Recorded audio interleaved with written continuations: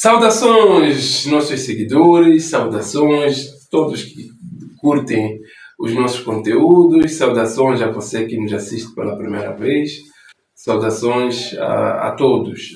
Este é o nosso canal, o canal da Transforma Organização Cristã, um canal que tem como propósito maior ir trazendo conteúdos, mensagens que vão ajudar na transformação da sua mente, na evolução da sua mente. Nosso propósito maior com este canal é trazer conteúdos, neste momento através desta rúbrica, mas novidades estão sendo preparadas e nos próximos dias poderemos ter então muitas novidades dentro do canal, né? Tudo com o intuito de ajudar na transformação da sua mente, ajudar na evolução daquilo que é a sua maneira de pensar, de ver o mundo, de ver as coisas. A nossa referência ou a nossa base para quase todos os conteúdos que vão passar aqui neste canal é transformar-vos pela renovação da vossa mente, para que possais experimentar a boa, perfeita e agradável vontade de Deus, ok? Então, nós começamos uma série muito interessante no mês de agosto, a série José.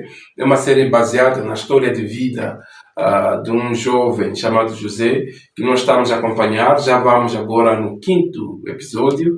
É isso, né, Paz? É o 5º episódio, né? Sim, é 5º. Boa, então vamos hoje no 5º episódio. Tivemos o primeiro, o segundo, o terceiro, o quarto conteúdos fantásticos. No primeiro falamos sobre o amor do pai de José, no segundo falamos sobre os sonhos de José, no terceiro falamos sobre como é que chama o despertar do ódio que começou a surgir nos irmãos. No quarto falamos então da traição, é onde se materializou a traição, e dissemos que a traição que alguém promoveu contra ti pode ser dolorosa, entretanto ela pode ser ao mesmo tempo uma aceleração do teu processo. Ou seja, quando as pessoas te traem, muitas vezes tem um intuito ou pensamento de que te destruíram, mas muitas vezes estão a te acelerar, muitas vezes estão a te fazer chegar cada vez mais perto dos teus sonhos. Foi o que aconteceu com José e talvez possa vir a acontecer contigo. Para hoje, estaremos a falar de uma coisa muito interessante. José foi vendido, como nós lemos no episódio passado, né? Para os que têm Bíblia já sabem, vamos continuar no livro de Gênesis, no capítulo 37, não é? E depois saltamos para o capítulo 39. No versículo 36 do capítulo 37 diz assim: os midianitas venderam-no no Egito a Potifar, eunuco de Faraó, capitão da guarda. Ou seja, os irmãos de José, por saberem que José era um sonhador, os irmãos de José, por saberem que ele era muito amado pelo pai, os irmãos de José, por saberem e terem sido contados os sonhos que José tinha, decidiram montar então um plano para vender o seu irmão. No início queriam matar, desistiram da ideia de matar, e já dissemos no capítulo anterior que se os teus sonhos, os teus projetos, eles vêm de Deus, ninguém vai poder matá-los, ok? É sempre bom ter a proteção divina naquilo que fazes, muito importante. Mas eu sou da igreja A, da igreja B. Não estamos a falar de nenhuma congregação, estamos a falar da necessidade de ter a proteção divina, porque há coisas que você não consegue controlar, há coisas que você não tem capacidade de domar. Entretanto, quando tens a proteção divina, aí a coisa toma um rumo diferente. Então, os irmãos de José venderam José a Potifar, eunuco de Faraó, ou seja, Potifar era um oficial da guarda de Faraó, era um tipo com posses, um tipo importante na zona, e foi ele então o cliente, a pessoa que comprou José como escravo. Atenção, José foi vendido como escravo pelos próprios irmãos. Muitos de nós não teríamos superado isso, né? Como se diz por aí na gíria popular, superar é como? Quando teus irmãos te vendem como escravo, né? Mas José superou, e vamos ver a história. Então, para quem tem Bíblia, Gênesis capítulo 39, a partir do versículo 1 até o versículo 6. Para quem não tem problema, só acompanha a leitura para saber qual é a fonte, qual é a origem dessa informação que nós estamos aqui a partilhar. José foi levado ao Egito, e Potifar, eunuco de Faraó, capitão da guarda, o varão egípcio, comprou-os da mão dos ismaelitas que o tinham levado lá. O Senhor estava com José, e foi varão próspero, e estava na casa do seu senhor egípcio. Vendo, pois, o seu senhor que o Senhor estava com ele, e que tudo o que ele fazia, o Senhor prosperava em sua mão, José achou graça em seus olhos e servia-o, e ele o pôs sobre a sua casa e entregou na sua mão tudo quanto tinha. E aconteceu que desde que o pusera sobre a sua casa e sobre o que tinha, o Senhor abençoou a casa do egípcio por amor de José. E a bênção do Senhor foi sobre tudo o que tinha na casa e no campo. E deixou tudo o que tinha na mão de José, de maneira que de nada sabia do que estava com ele, a não ser do pão que comia. E José era formoso de parecer e formoso à vista. Ok? Então, o escravo, José, foi vendido. Foi vendido para a casa de um oficial da guarda de Faraó. Foi vendido para alguém que tinha posses. Foi vendido para alguém que era importante. Foi vendido, aliás, como nós vimos aqui, José era formoso, né? Ele tinha uma boa aparência, deve ter saído a um bom preço e não aquelas poucas moedas de prata que os seus irmãos faturaram na venda, porque os midianitas, eles eram comerciantes. Eles compravam mercadoria com uns e vendiam com outros. Então compraram José a um preço e foram vender a outro que não é mencionado nesse texto. O que é mencionado aqui é que quando José foi comprado e colocado na casa do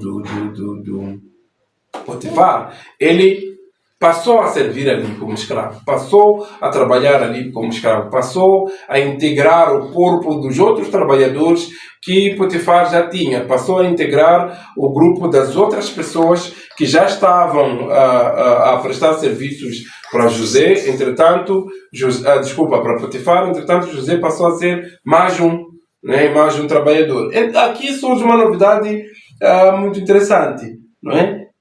No versículo 2 diz assim: o Senhor estava com José, conforme nós dissemos e voltamos a dizer. Meu caro, é muito importante que Deus esteja contigo. Mas Deus está com todo mundo. Deus é a favor de todo mundo.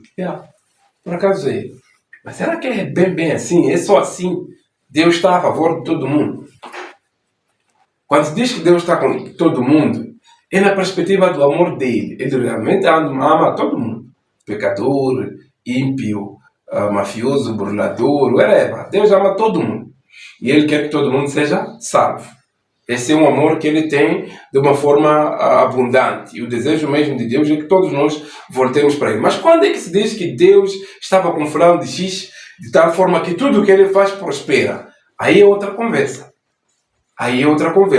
Esse nível de até as pessoas dizerem que Deus está com fulano de X. Deus está sei lá, vou mencionar o nome da equipa do mídia aqui, não é? Deus está com Paz, Deus está com Julinho e tal. Para as pessoas dizerem isso, há sinais, como dissemos por aí, né? Quando Deus estiver contigo, haverão sinais. Você pode não falar nada, mas haverão sinais. Então Deus estava com José e haviam sinais. Qual era o principal sinal que Potifar viu em José e percebeu que realmente Deus estava com ele? Tudo o que José fazia prosperava. Já ouvimos as palavras como toque de Midas e outras palavras que geralmente elas querem dizer que há pessoas que tudo que tocam prospera, tudo que fazem avança. Mas em contrapartida, há pessoas que em todos os lugares onde chegam promovem a desgraça, promovem a falência, promovem o fracasso, promovem descontentamento.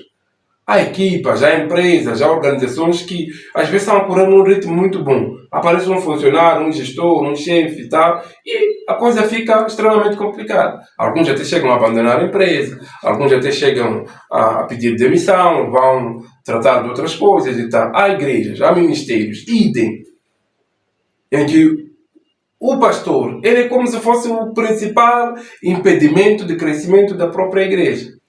Mas é pastor, mas é líder, mas é chefe. Então, para nós sabermos, para nós identificarmos que Deus está com alguém, uma das primeiras marcas é ser próspero.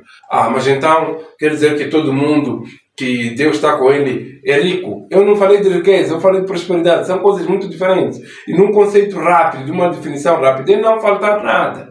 Quando se diz que o fulano de X é próspero, quer dizer que a família dele está em harmonia, eles têm pelo menos o pão de cada dia. Eu não disse que todo mundo vai ser rico. Ou seja, que o sinal de que Deus está com alguém é ser rico.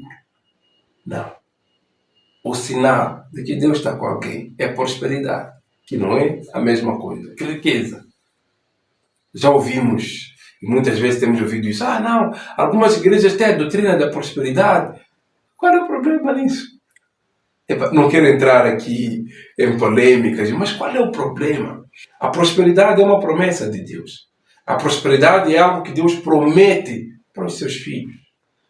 De várias formas, em várias partes da Bíblia, Deus deixa muito claro que a prosperidade é uma coisa que vai realmente acontecer com os seus filhos. E não necessariamente a riqueza, porque o próprio Jesus Cristo disse: os pobres tereis sempre convosco. Entretanto, há pobres prósperos. E como assim, Adérito? Bom, num dia desses reservamos um capítulo inteiro, não é, para explicar essa questão da prosperidade, que é muito importante, que muitas vezes cria confusão, muitas vezes faz as pessoas entenderem mal, julgarem mal o Evangelho. Não é? Algumas vezes há igrejas, há ministérios, há congregações que não são necessariamente cristãs, que ensinam sobre isso, são vistas como materialistas, como capitalistas, que perderam a essência, perderam não sei o quê, quando muitas vezes não é isso.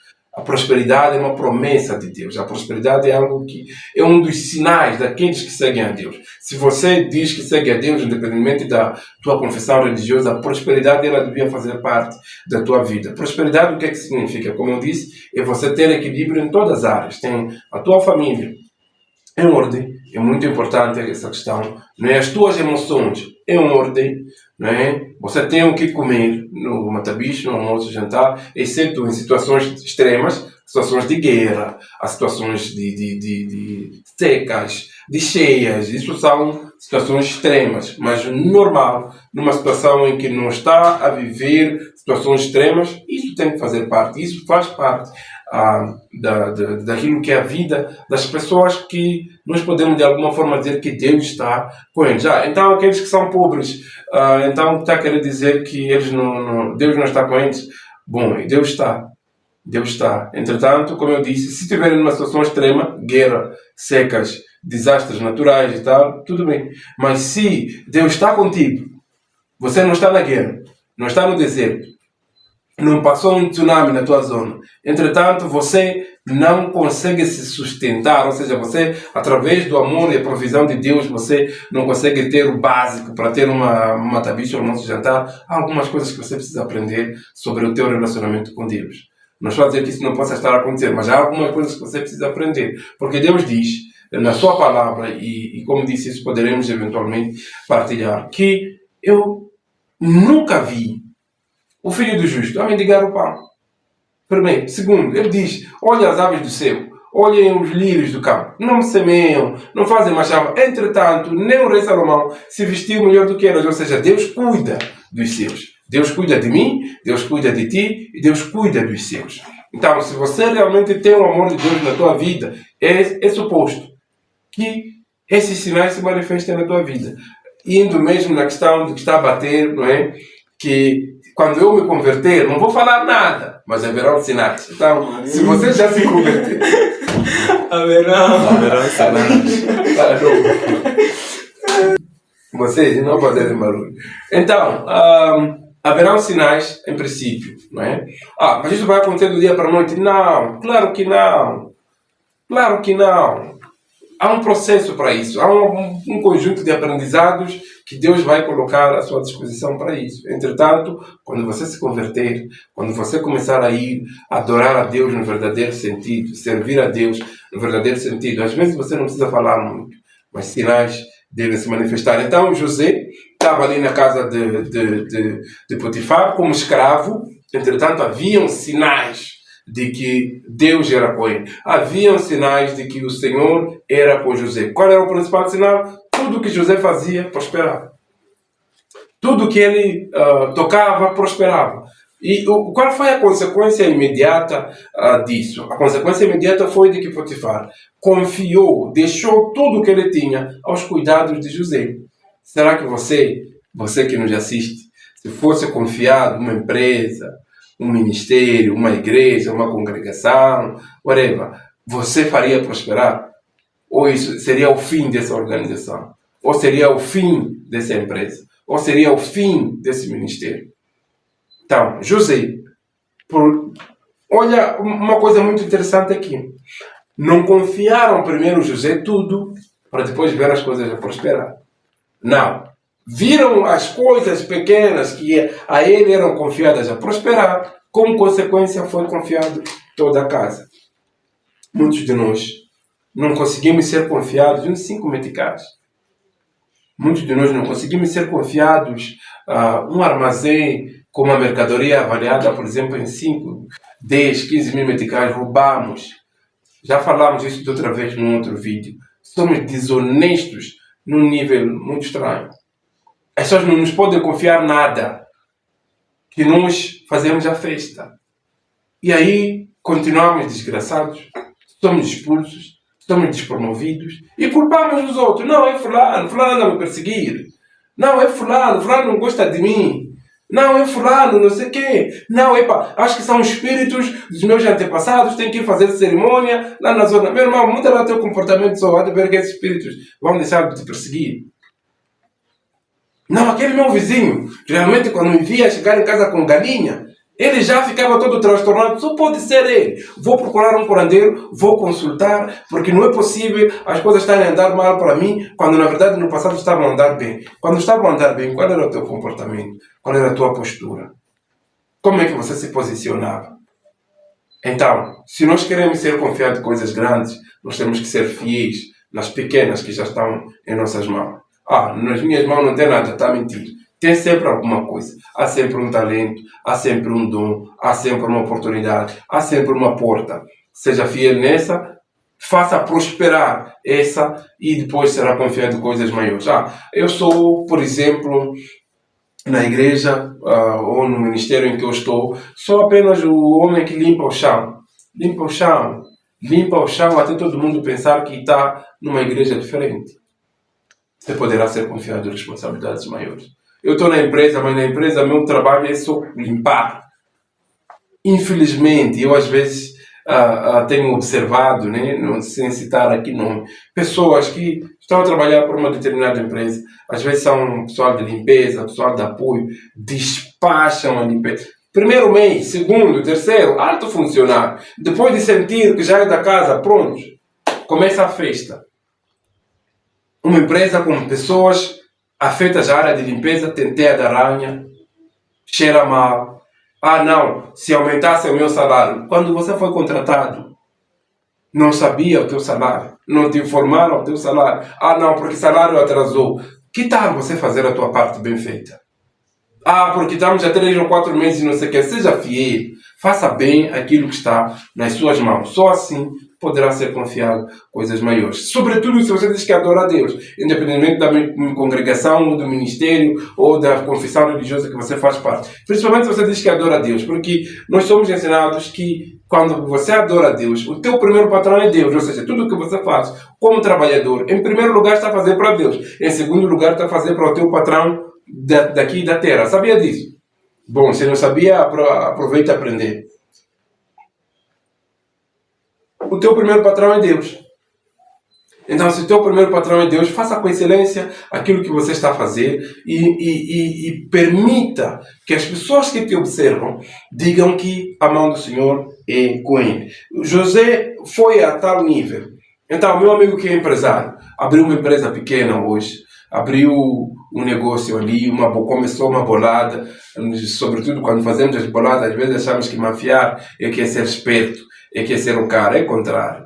Seja honesto, faça prosperar a tua pequena bolada, né? Faça prosperar aquele pouco que você já tem nas tuas mãos, né? Permita que Deus seja glorificado através daquilo que você já faz. Porque conforme nós podemos ver aqui, o Senhor estava com José e foi varão próspero, estava na casa do Senhor. Vendo, pois, o seu senhor, Potifar, nesse caso, que o Senhor estava com ele, que Deus estava com Potifar, com José, e tudo o que ele fazia, o Senhor prosperava em sua mão, José achou graça em seus olhos. O que é graça?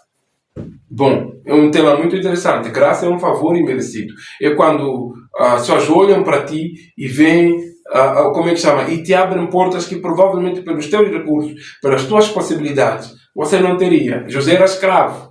Ele achou graça ao seu senhor e foi promovido a chefe da casa. passou a ser o responsável de tudo o que havia na casa de Potifar. Por quê? Por causa da graça, por causa do favor imerecido, por causa da porta aberta por parte de Deus. Mas por que José achou graça aos olhos de Potifar? Porque Deus estava com ele. Por que Deus estava com José? Porque José era sério no que fazia. Porque José era honesto no que fazia.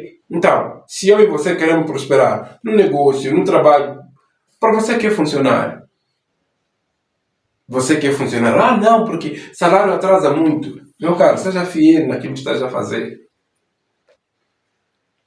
Seja fiel naquilo que estás a fazer. E Deus vai abençoar ricamente aquilo que estás a fazer, ok? Então, esse aqui era o 5º capítulo da nossa série, né, em que nós trouxemos então aqui de forma resumida os primeiros passos de José como governante. José saiu da casa de seu pai, nas situações em que saiu, veja os vídeos anteriores, chegou até a casa de Potifar. Chegando à casa de Potifar, foi colocado como um escravo a servir Potifar. Entretanto, pela sua prestação e porque Deus estava com ele, atenção, duas coisas muito importantes. Prestação de José e Deus estava com ele. Então, é sempre bom fazeres bem a tua parte e também Deus estar contigo. Deus estar contigo significa para Deus estar contigo significa você primeiro se entregar a Ele e permitir que Ele seja glorificado através das coisas que você faz, não é? E foi assim como ele depois achou graça aos olhos de Potifar, ou seja, mereceu uma atenção especial, mereceu um favor especial de ser confiado tudo, não é? Espero que o conteúdo tenha sido rico para ti. A série ainda não terminou, termina daqui a uns 3 ou 4 capítulos. Não perca o final. O mais importante não é como as coisas terminam, elas começam, mas como as coisas terminam. Então continuem nos acompanhar, por favor. É muito importante isso para nós, você se inscrever. Quando você se inscreve, sempre que tiver conteúdo novo aqui, vai ser notificado. Deixar o seu like é importante, por quê? Porque quando você deixa o teu like, outras pessoas terão o privilégio ou a oportunidade de ver esse conteúdo. Partilhar. Nós estamos aqui a fazer um exercício de partilhar essa mensagem contigo. Agora também está nas tuas mãos e é a tua vez de partilhar a mesma mensagem com outras pessoas que poderão ser tocadas e poderão aprender com isso, ok? Transformai-vos pela renovação do vosso entendimento para que possais experimentar a boa, perfeita e agradável vontade de Deus. Esse é o nosso lema e essa é uma mensagem poderosa, porque nós acreditamos que Deus tem coisas maravilhosas para cada um de nós. Entretanto, para nós experimentarmos, precisamos da transformação da nossa mente. Até o próximo capítulo. Deus abençoe. Tchau.